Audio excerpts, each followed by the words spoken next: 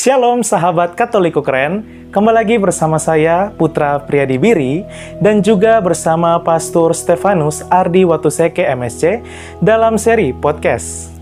Nah, halo Pater. Halo Putra dan teman-teman yang terkasih, salam jumpa, salam kenal untuk Anda sekalian. Nah Pater, topik kita pada hari ini sangatlah menarik karena tinggal 2 bulan lagi umat Katolik di seluruh dunia akan menyambut Hari Raya Natal. Nah, biasanya pada akhir bulan November, umat sudah mulai disibukkan seperti mengecat rumah, membeli dekorasi Natal, dan juga membuat kue Natal.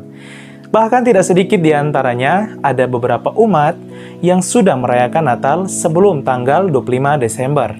Nah, Pater, apakah umat Katolik boleh merayakan Natal sebelum tanggal 25 Desember? Jawabannya adalah tidak boleh. Mengapa? Sebab kita merayakan suatu liturgi sesuai dengan masa liturgi yang telah ditetapkan oleh gereja. Gereja Katolik menetapkan tanggal 25 Desember atau secara liturgis bisa dimulai pada Fijri Natal, malam Natal tanggal 24 Desember sebagai Hari Raya Natal dan masa Natal yang berlangsung hingga hari pembaptisan Tuhan. Tentu saja hal ini bukan hanya berkaitan dengan penanggalan liturgi belaka, melainkan ada makna, fakta historis, dan tradisi yang ingin diwartakan gereja kepada seluruh umat beriman. Sederhana saja, sebagian besar orang tentu berkeberatan bila ada yang merayakan hari ulang tahun pribadinya sebelum harinya. Sebab itu, bukan hanya soal penanggalan saja, tapi soal fakta historis dan makna yang terkandung di dalamnya. Pater, bagaimana pandangan Gereja Katolik terhadap umat Katolik yang sudah memutar lagu Natal padahal masih masa Advent? Bahkan, ada juga umat yang sudah mulai memutar lagu Natal padahal bulan Oktober, yaitu bulan Rosario. Dan bahkan ada juga umat yang sudah memutar lagu Natal di bulan November padahal bulan Arwah. Bagaimana pandangan Gereja Katolik terkait hal itu? Musik liturgi hanya berkaitan dengan perayaan liturgi saja. Tentu saja, musik dan nyanyian liturgi harus berkaitan dengan masa liturgi dan tema liturgi yang diwartakan pada hari itu. Di luar itu, gereja tidak mengatur apa yang harus didengar oleh umat. Soal boleh atau tidak boleh, pantas tidak pantas, saya kembalikan pada kebijaksanaan dari umat sekalian. Walau demikian, mari kita petunjuk ajaran gereja. Dalam Katekismus Gereja Katolik nomor 524, perayaan liturgi Advent atau pada masa Advent, gereja menghidupkan lagi penantian akan Mesias. Yang kedua, pada masa Advent, umat Katolik sering melakukan ulah kesalehan yang baik yang berakar selama berabad-abad. Ulah kesalehan ini bertujuan untuk membantu mempersiapkan umat dalam menyambut kedatangan Mesias.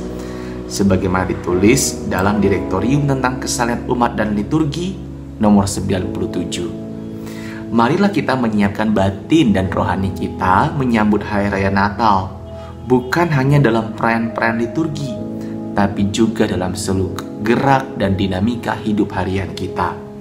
Kiranya masa Advent bukan hanya persiapan akan suatu hari raya, suatu hingar-bingar pesta, melainkan persiapan rohani.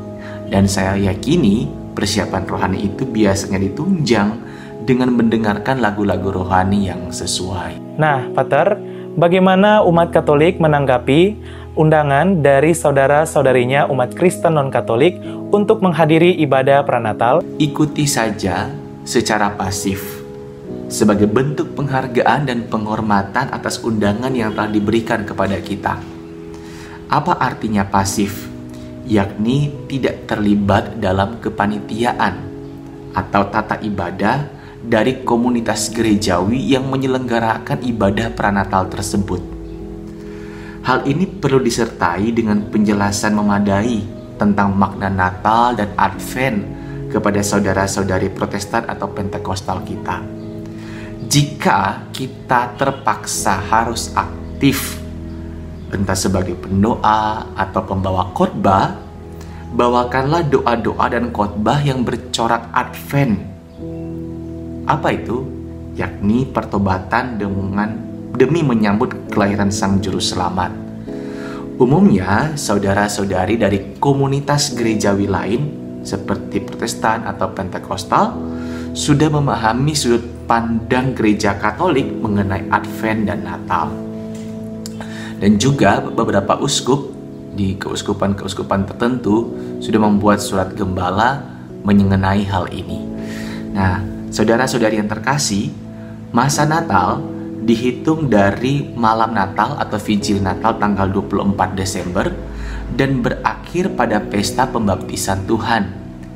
Beberapa ahli liturgi memberikan catatan, kandang Natal dibongkar setelah misa penampakan Tuhan atau misa Epifani. Tetapi umat bisa mengucapkan selamat Natal hingga pesta pembaptisan Tuhan.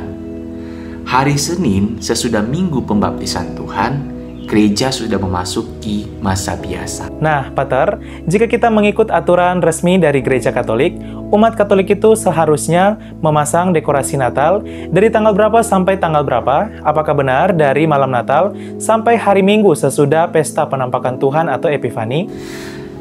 Menurut Direktorium tentang Kesalian Umat dan Liturgi yang dikeluarkan oleh Kongregasi Ibadat dan Tata Tertib Sakramen tanggal 17 Desember 2001 di Vatikan, pemasangan pohon Natal dan kandang Natal dilakukan pada malam Natal.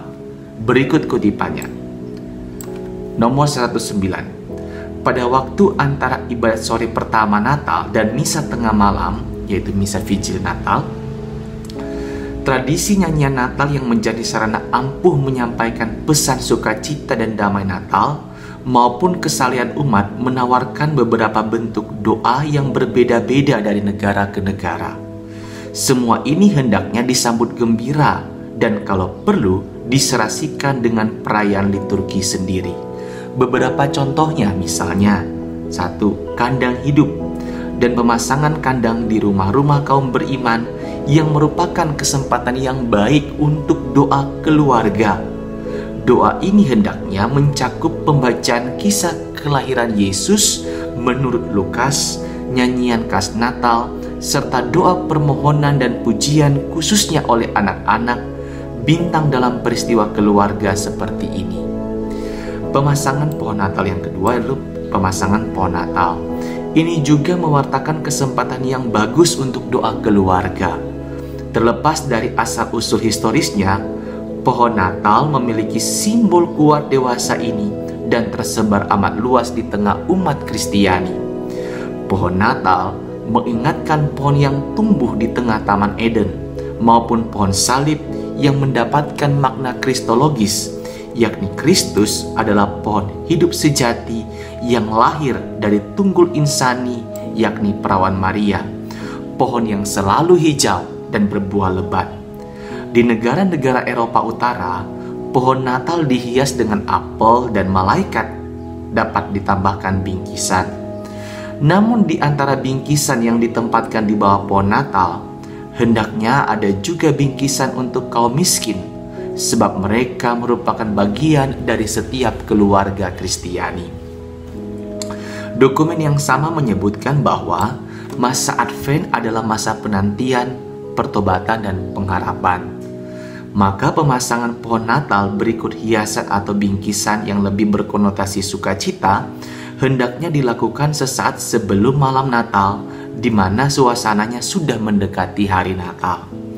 Namun jika tidak memungkinkan, ada baiknya jika pohon Natal tanpa hiasan atau juga mungkin kandang Natal tanpa hiasan atau belum ada bayi Yesus di dalamnya dipasang beberapa hari sebelumnya, mungkin di pekan terakhir pada masa Advent atau pekan Advent yang keempat. Pemasangan hiasan, bingkisan, dan juga arca bayi Yesus mengacu pada ekspresi perayaan dilakukan pada sesaat sebelum malam Natal. Dengan demikian makna Advent, yakni sebagai masa penantian dan pertobatan, tetap dijaga dan ekspresinya tetap dipraktikkan. Nah, artinya apa? Nanti mungkin hiasan-hiasan pohon Natal, terang-terang lampu-lampunya itu pada pohon Natal itu dipasang setelah misa malam Natal atau pada saat tepat pada misa malam Natal. Dan kemudian arca bayi Yesus itu ditaruh di dalam kandang yang telah disiapkan oleh keluarga setelah misa malam Natal atau pada saat misa malam Natal itu. Nah, Pater, yang benar itu yang mana? Apakah baiknya umat Katolik memasang pohon Natal di rumah? Atau apakah baiknya umat Katolik memasang kandang Natal di rumah? Soalnya ada beberapa pandangan yang mengatakan bahwa Tuhan kita Yesus Kristus lahir di kandang Natal, bukan di pohon Natal. Nah, menanggapi hal itu seperti apa? Karena biasanya di gereja-gereja Katolik itu yang dipasang bukan pohon Natal, tapi kandang Natal. Sedangkan di rumah umat, itu biasanya yang dipasang itu umat kebanyakan memasang pohon Natal. Nah, sesuai dengan dokumen yang tadi saya kutip, ya, pada tahun 2001 yang dikeluarkan oleh Kongregasi Tata Ibadat, tentu saja memasang kandang Natal dan pohon Natal kedua-duanya diizinkan dan baik memancarkan simbol dan ekspresi sukacita Natal sambil tentu saja mengingat masa Advent yang adalah masa penantian dan pertobatan. Karena itu tidak masalah memasang pohon Natal, memasang kandang Natal, bahkan kedua-duanya adalah baik di dalam rumah. Bahkan Paus Fransiskus, ya, Paus Fransiskus itu dalam surat apostoliknya yang berjudul Admirabile Signum telah memberikan dorongan dan juga nasihat kepada seluruh umat beriman Kristiani untuk memasang kandang Natal di tengah-tengah rumah keluarga dan juga di tempat-tempat publik. Sebagai contoh juga di Vatikan yang dipasang itu bukan hanya kandang Natal, tapi juga pohon Natal.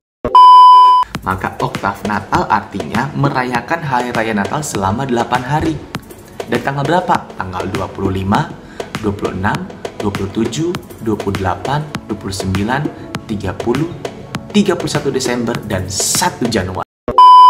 Aku percaya dan Roh Kudus, Gereja Katolik yang kudus, persekutuan Maha Kudus, pengampunan dosa, kebangkitan